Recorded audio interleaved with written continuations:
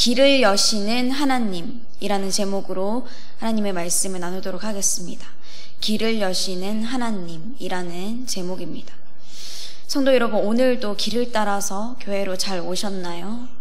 하나님께서 우리의 길을 인도해 주시고 또 우리의 마음을 열어주셔서 이 시간 우리가 모여서 이렇게 예배를 드리고 있습니다. 늘 우리를 인도하여 주시는 분이 하나님이시죠. 근데 때로는 하나님께서 우리가 생각지도 못한 곳으로 이끄시기도 합니다. 출애굽한 이스라엘 백성들을 인도하실 때도 그랬습니다. 우리가 본문을 읽었지만 우리 14장, 출애굽기 14장 전체를 보면서 그 주님이 인도해 가시는 길을 한번 따라가 보길 원합니다. 첫 번째 나눌 주제입니다. 하나님께서 끝자락으로 이끄시는 이유가 있습니다. 하나님께서 끝자락으로 이끄시는 이유가 있습니다.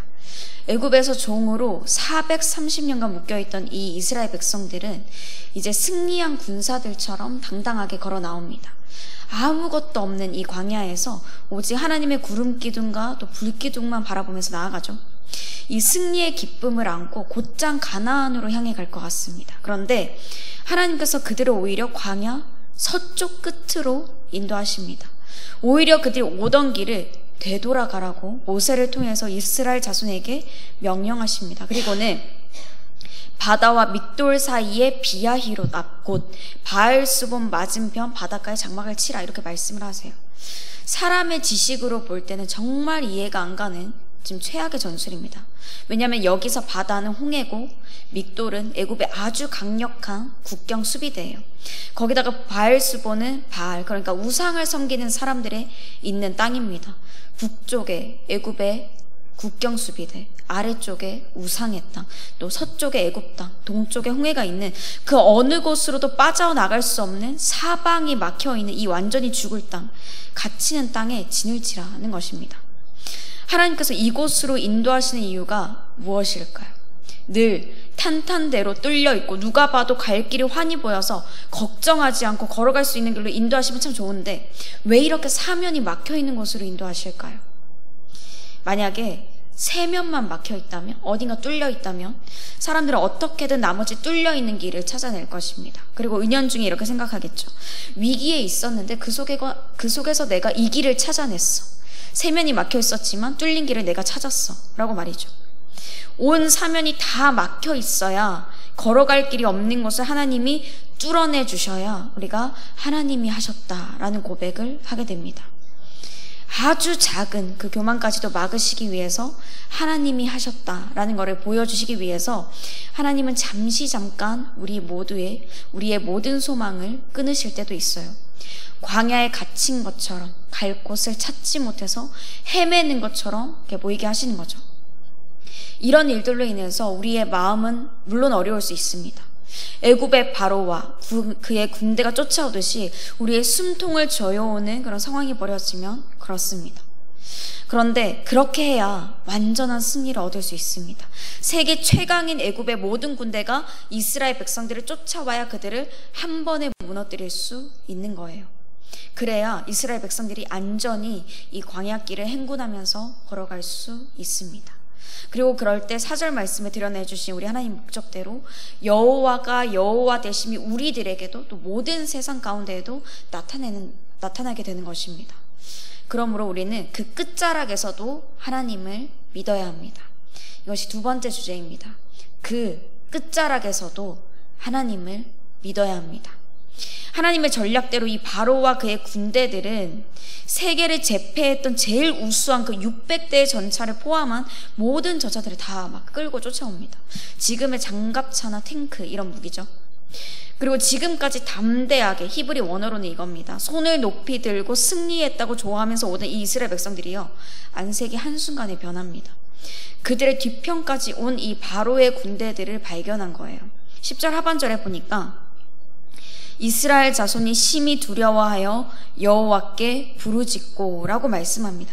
지금 사방이 막혀서 도망갈 수 없는 이 상황 속에서 눈에 뵈는 게 없죠. 우리도 그렇습니다. 이쪽으로도 저쪽으로도 손 쓸 수 없고 도움을 구할 수 없어질 때 눈앞이 참 아득해집니다.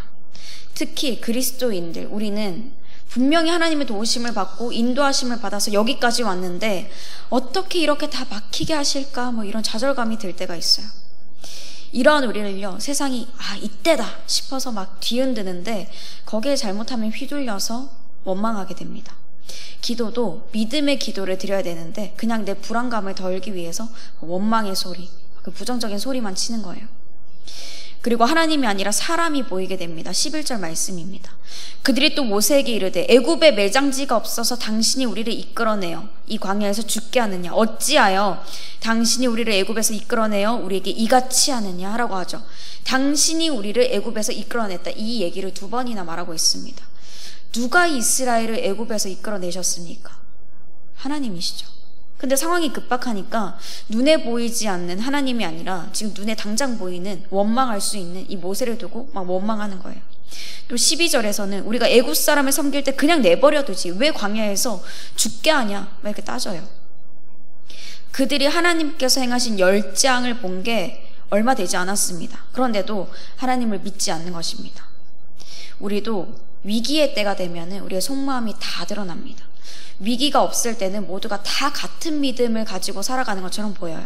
그런데 위기의 순간에 손해 안 보고 이득을 보고 싶은 사람의 본성, 그 죄의 습성들이 드러나게 됩니다. 이때 믿음이 바닥난 사람과 진정으로 믿음을 가지고 있던 사람이 확 드러나게 됩니다. 차이가 나타나죠. 모세의 반응은 전혀 달랐어요. 모세의 말에는 하나님을 믿고 난 여기까지 왔다라는 것이 드러납니다. 13절과 14절 말씀에서 모세는 이스라엘 백성들에게 이렇게 얘기합니다. 두려워하지 말고 가만히 서서 하나님이 오늘 하시는 구원을 봐라. 너희들이 두려워하는 그 애굽 사람들 영원히 보지 않을 거니까 하나님이 싸우실 거니까 너희는 가만히 있어라 라고 하죠. 이스라엘은 이곳이 그들이 죽을 자리, 매장지다라고 하지만 모세는 그들이 서 있는 곳이 구원의 자리다라고 이야기합니다. 얼마나 보는 게 다릅니까? 같은 고난과 고통의 상황을 겪을지라도 정말 주님께서 우리를 죽을 자리로 지금 몰아가고 계시는 건지 아니면 하나님께서 구원으로 이끌어 가고 계시는 건지 보는 것에 따라 다른 거예요. 믿음의 그 모양에 따라 다르죠. 두렵고 떨릴 수는 있겠지만 그러나 그때에도 우리가 함께 믿음의 눈으로 보기를 바랍니다. 그리고 이렇게 고백하기를 원합니다. 하나님, 저는 하나님이 아니면 죽습니다. 더 이상 도움을 바랄 곳이 없습니다. 하나님만이 저의 소망이십니다. 라고 말해요. 그렇게 우리를 몰아세우는 눈앞의 위기와 사람을 보지 않고 오직 하나님만을 유일한 소망으로 바라보면 하나님이 우리로 견뎌낼 힘을 주십니다.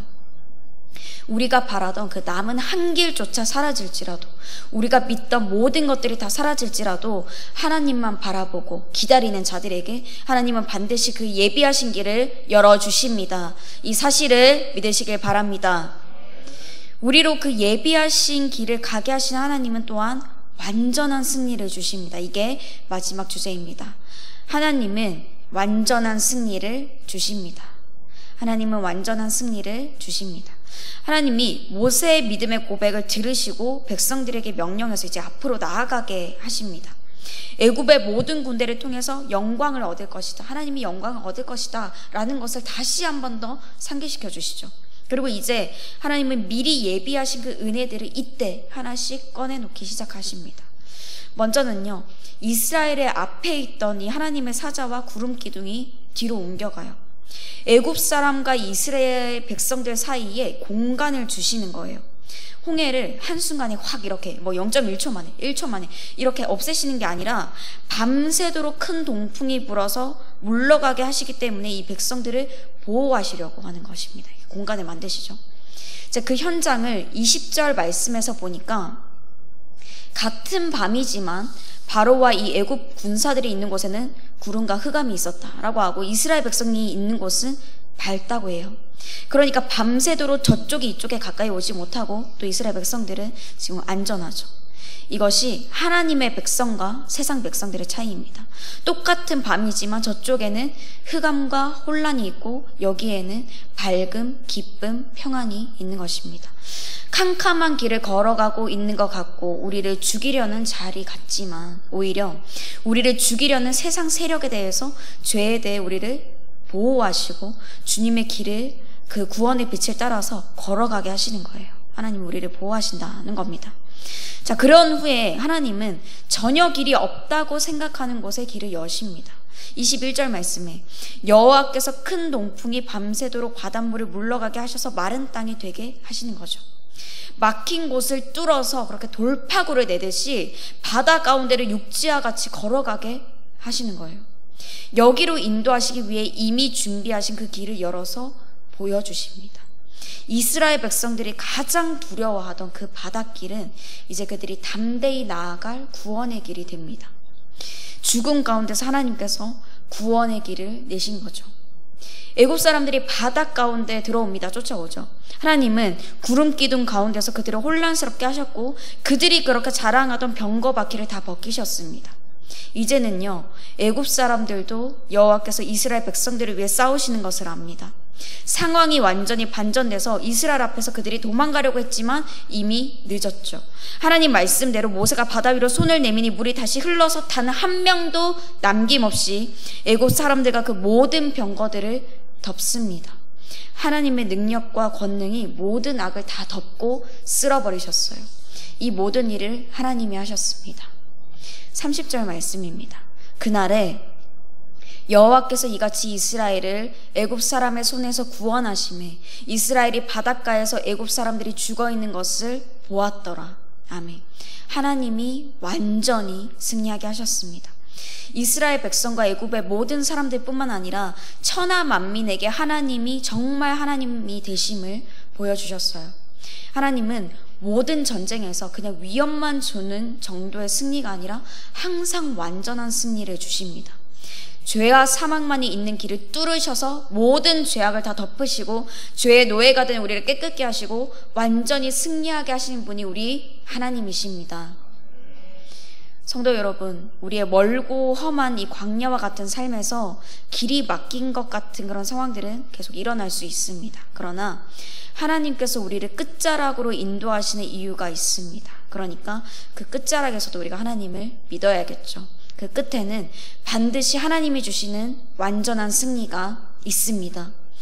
이미 예비하신 그 바닷길을 열어서 보여주실 거니까 다시 길을 여시 하나님을 바라보고 감사로 나아갑시다. 잘 안 되면, 내가 그 믿음의 눈으로 좀 볼 수 없다면, 좀 힘들다면 하나님만 바라볼 수 있게 해달라고 우리가 이 시간 함께 주님 앞에 간구하면서 나아가는 저와 여러분이 되시기를 주님의 이름으로 축복합니다.